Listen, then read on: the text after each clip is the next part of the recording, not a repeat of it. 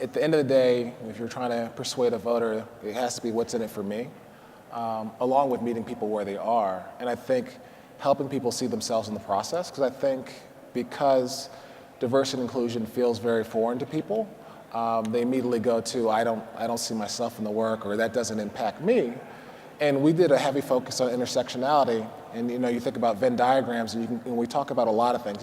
We talk about, you've probably heard like the things that are above the water surface that you can see, but really trying to get intersectional, seeing like socioeconomics are a factor. And it depends where you are in the world. Like globally, socioeconomics is a thing. Here in America, it's largely race and gender. So understanding that the locality that you're in and trying to bring that full circle of this is how it might show up for people. And I find when you could find there like that thread point to how that impacts me or someone that I love or someone that I care about, now they're invested. And once they're invested, then you can start to have more meaningful conversations. We use the implicit association test through Harvard. That is really impactful in terms of just priming people like, wow, I didn't know that. And you just have to keep going with it. But again, helping them getting invested in and seeing something like, this really does impact me. And once you have that aha moment, then I find they're great partners in the work, but it just takes a lot of work to make sure that people can get primed and you have those conversations. What we realized in all the listening sessions, we really want to, like I think what a lot of organizations try to do what they think is best for their organization instead of listening to the organization. So we try to bring in as much input from our staff, like what do you want us to do? How do you want it to be? What do you envision for Uber? And I think one, you get bought in because like we actually heard what you said, apply what you think we should do into the overall matrix of things that you're doing. So that way, not only you heard, you're invested because you know your stuff, you can actually see it happening. And then three, you're right sizing it for your organization as opposed to having this out the box, like you should do this and this applies to all organizations, which we know is not true. You've incorporated all the things they're doing, and then you try to get as much stuff through that window while the window's open. At least that's how I felt. I'm like, I got an opening. And I remember I came in and I had a certain amount of staff, and my staff ended up growing because I remember I would go and talk to other D&I colleagues and I go, how big is your team? And they go, it's just me, which is common. And now I think it's going to be 11 of us once we finish hiring people. And that's a bigger team than most people get.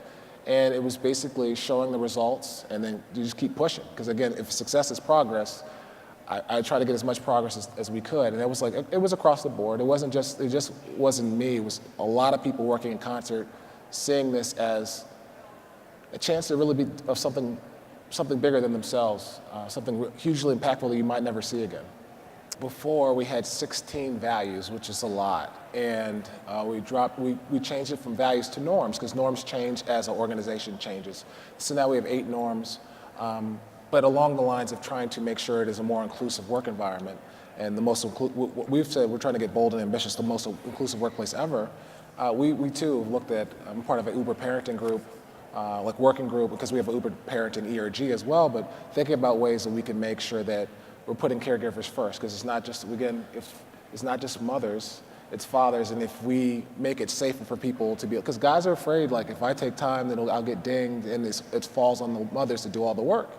And trying to make sure that we're all carrying the water equally and making it safe. Because we have 17.5 weeks for maternity leave, but we're trying to make our policies more and more progressive. Like, can we do things with Uber Eats to give meals for families? Because it's tough when you first have a kid to even muster energy to go cook. And just thinking about all the different ways that we can make sure that our staff feel supported, not only when they go out, but when they come back. Because you come back, you feel like you missed a step.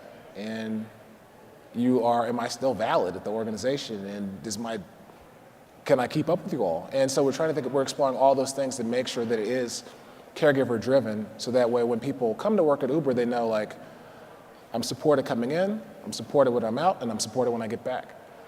I think that's where the industries are going, but I think that's the best way you can support your staff, and making sure at the core they're supported.